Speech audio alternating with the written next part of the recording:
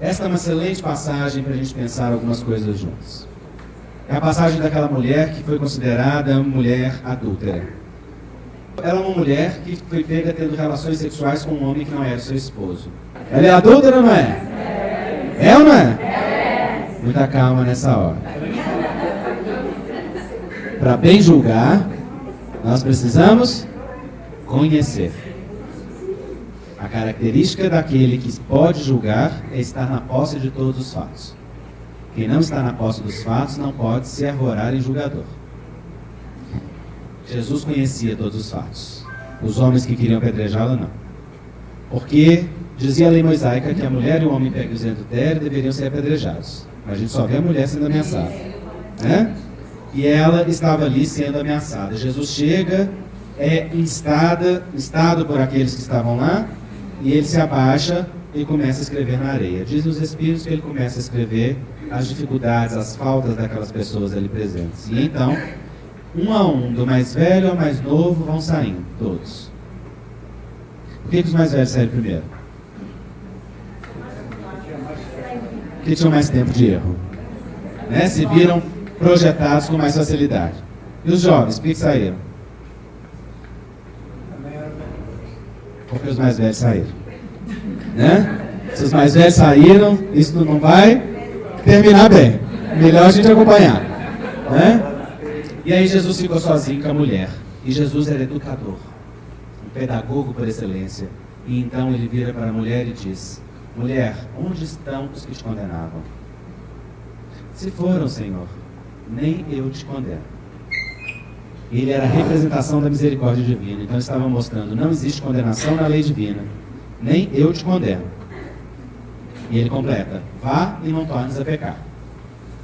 O pecado tem sido uma palavra muito mal compreendida por nós, porque ele tem passado para a história como sendo um ato de agressão a Deus, alguns considerados até mortais pelas igrejas cristãs. Acontece que a palavra que originou a palavra pecado no português, no grego se escreve amartia. E o teólogo francês Jean-Yves Leloup nos diz que amartia significa errar o alvo, passar ao lado. E isso é muito interessante, porque é completamente diferente. Diz o Espírito Estevão, no livro Mulheres do Evangelho, que esta mulher casou-se forçada pelo seu pai.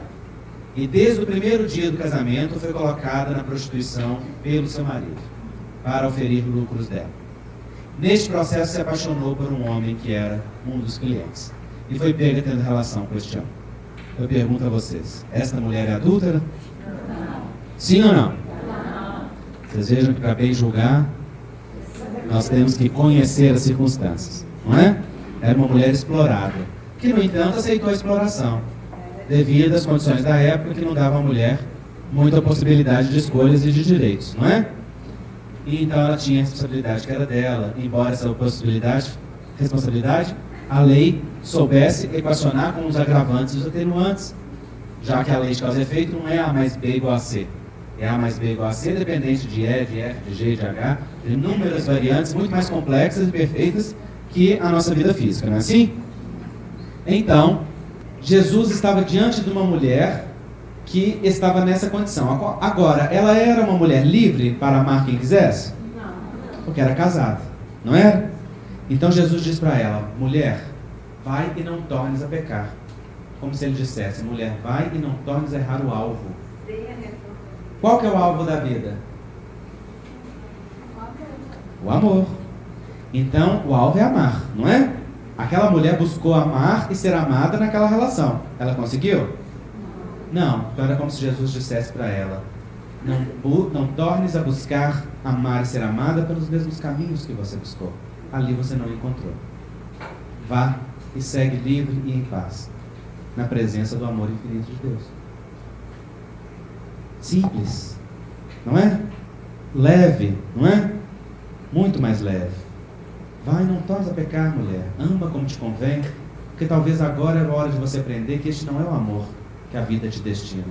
Talvez agora seja a hora de um outro amor. Talvez amanhã você encontre o amor que você sonha, o amor que você deseja. E aí diz o Evangelho que daquele momento em diante, Jesus Espírito, daquele momento em diante, essa mulher lá abandona o lar, vai ser uma dama da caridade, acolhendo os sofredores em nome daquele amor que a tratou com dignidade. E, anos depois, vai receber à sua porta um homem enfermo, quando ela já se encontrava toda transformada pelo tempo, pela idade e pelas lutas da vida. E aquele homem coberto de chagas, quando olhou em seus olhos, ela reconheceu nele o marido que a explorava de outros tempos. E então, em silêncio, sem nada dizer, recebeu-o dentro da própria casa. Cuidou-lhe das feridas, tratou-lhe até o desencarne, sem que ele soubesse em nenhum momento que aquela que cuidava era aquela que um dia ele explorou. Porque ela superou as mágoas para reconhecer que por trás da mágoa há um amor que quer o bem de toda criatura. O Espírito Dias da Cruz nos diz que os personagens curados por Jesus, eles foram tratados com tamanha dignidade amorosa, que eles fizeram contato imediato com o alto amor, a força que sustenta a vida da criatura. Alto amor para Dias da Cruz não representa a busca de prazeres na vida, de coisas que nos divirtam. Alto amor para ele significa reequilibrar-se com a ordem do universo, aprender a curvar-se perante a grandeza da vida que ordena de forma equilibrada. Aquele que se ama se submete, aquele que se ama não resiste, aquele que se ama não coloca obstáculos à fluência da lei. Então, quando o ser é tratado com a dignidade amorosa, ele é contagiado. Então ele escreveu um texto muito interessante destinado aos terapeutas, em que ele diz: um dos princípios fundamentais da terapêutica, à luz do Evangelho e da visão médico-espírita, é olhar o outro com dignidade. Se o terapeuta recebe um enfermo com piedade, diminui o seu valor. A piedade anula a capacidade do outro. É necessário um olhar de compaixão, que sofre junto, mas que reconhece no outro a força para superar os seus desafios e as suas capacidades. Por reconhecer no outro a força para se superar, transfere para o outro o poder para gerenciar a sua vida sem ter que fazer isso por ele. Destrói a situação de terapeuta poderoso com o paciente não empoderado, né? Para colocar em uma relação em que está nesse nível de igualdade. Outro dia eu tive a ocasião de experimentar isso. Recebi uma paciente, lembrei-me da fala do Dr. Dias, enquanto ela lançava queixumes e queixumes e mais queixumes, reclamações que só nos desvitalizam e só diminuem a força, porque não são movimentos de catarse, são movimentos de queixa, é diferente. Eu olhava com dignidade. Então, ao longo da consulta, sem que eu fizesse nada, ela foi falando: o que acontece aqui, que eu cheguei daqui toda desvitalizada e estou saindo daqui fortalecida. E eu disse a ela: é porque eu estou te olhando com dignidade.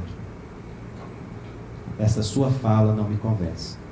Por trás de você, eu vejo a força que você está escondendo de você mesmo. E aí a consulta acabou. Né? Porque bastava. Estava suficiente para ela pensar e fazer conexão com a sua própria intimidade. Então ele sugere a nós terapeutas que nós exercitemos isso. Olhar o outro com a dignidade amorosa que o Cristo utilizava. Jesus nunca ressaltou um aspecto negativo de uma pessoa. Ele olhava para o Filho de Deus que estava oculto por trás daquela máscara. Quando Pedro negou-o 3 vezes, ele olhou nos olhos dele e falou: ergue-te, porque tu és pedra, e sobre ti eu erguerei a minha igreja. Não procura pessoas perfeitas. Não procura indivíduos capacitados. Capacita-os de boa vontade. Instrumentaliza aqueles que estão colocados a serviço da vida. Né?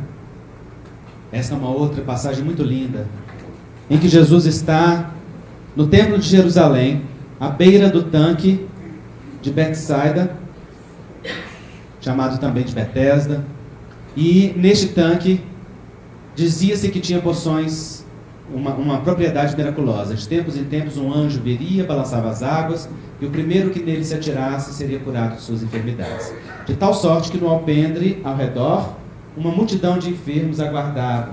E Jesus, em nova postura terapêutica, porque Jesus tinha uma postura terapêutica para cada um, se aproxima deste homem e pergunta a ele: queres ficar são? Porque Emmanuel esclarece no livro Pensamento e Vida que vontade é núcleo divino que está uma escala acima do desejo.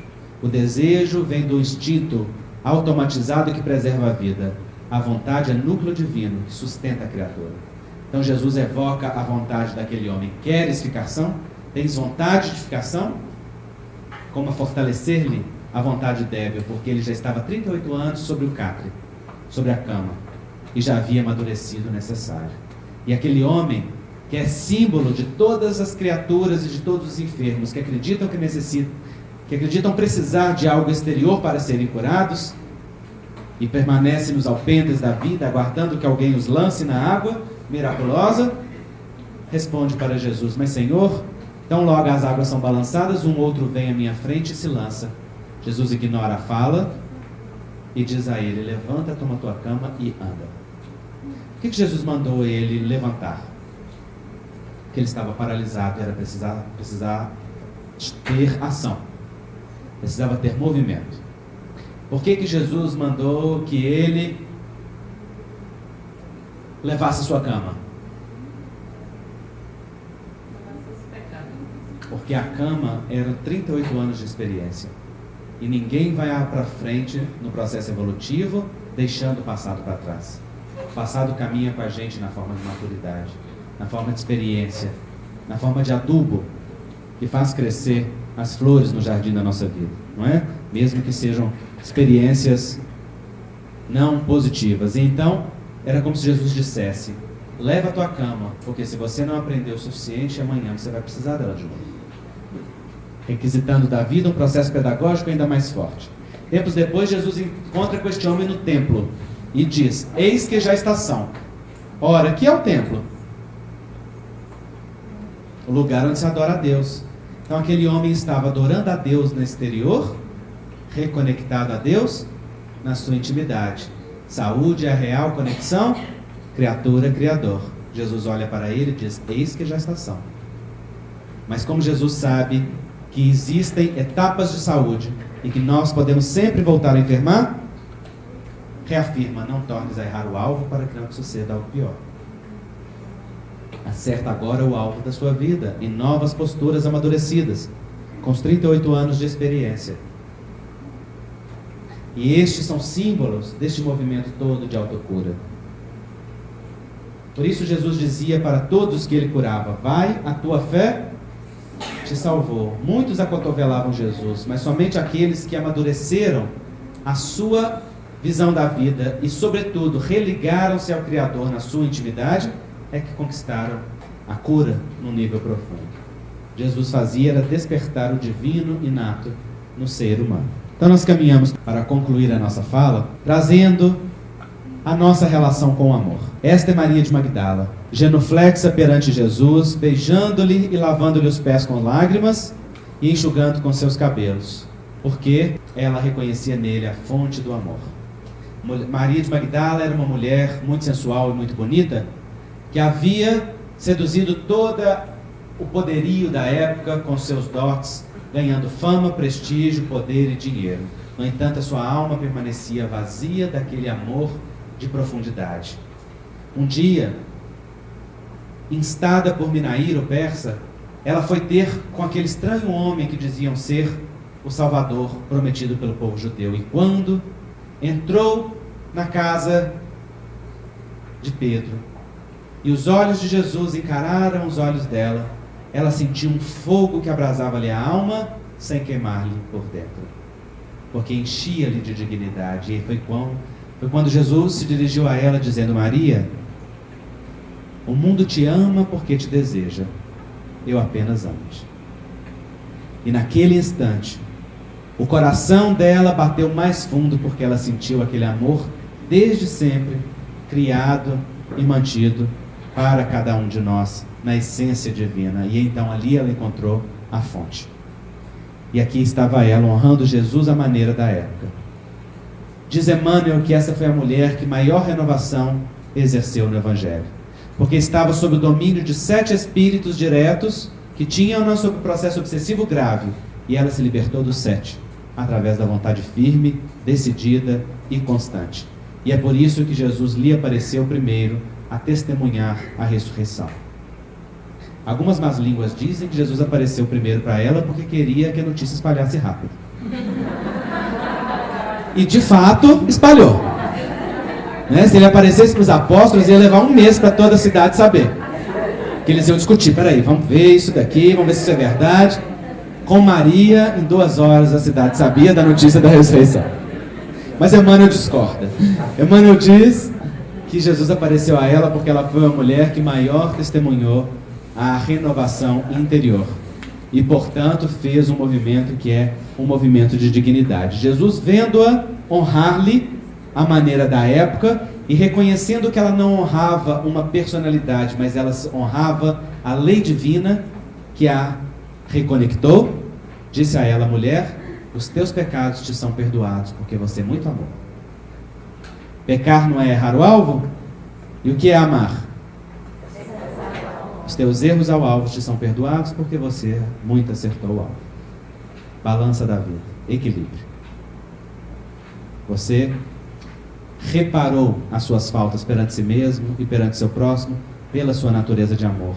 Ama-te agora com a dignidade de amor que você aprendeu a reconhecer. Foi isso que levou Pedro a anotar na sua epístola: o amor cobre a multidão de pecados, mostrando para nós que o amor é a fonte, o amor é o caminho, o amor é a verdade e o amor é a vida. É por isso que André Luiz fecha o livro Evolução em Dois Mundos com esse magnífico texto, onde ele diz: não será lícito, porém, esquecer que o bem constante gera o bem constante, e que, mantida a nossa movimentação infatigável no bem, todo o mal por nós amontoado se atenua gradativamente, desaparecendo ao impacto das vibrações de auxílio, nascidas a nosso favor, em todos aqueles aos quais dirijamos a mensagem de entendimento e amor puro, sem necessidade expressa de recorrermos ao concurso da enfermidade, para eliminar os resquícios de treva que, eventualmente, se nos incorporem ainda ao fundo mental. Amparo aos outros cria amparo a nós próprios. O que eles estão dizendo? À medida que nós vamos amando, o amor que retorna na forma da gratidão, porque ele é bumerangue, vai limpando-nos os corpos espirituais e a mente dos resquícios de mal que existem em nós, sem necessidade que esse conteúdo energético impressione as células físicas a se expressar e se drenar na forma da enfermidade. Ninguém precisa adoecer para reequilibrar-se. O amor é o caminho, a verdade e a vida. É por isso que Chico, inspirado por Emmanuel, disse: toda vez que a justiça nos procure para acerto de contas, se nos encontra trabalhando a benefício do nosso semelhante, manda a misericórdia que a justiça retorne sobre seus passos, sem previsão de volta. Se a justiça vem cobrar e nos encontra em a tarefa de amor ao próximo, esquecidos de nós mesmos, ajudando a dor alheia, manda a vida que nós paguemos em amor e não em dor aquilo que porventura nós devamos à nossa própria consciência.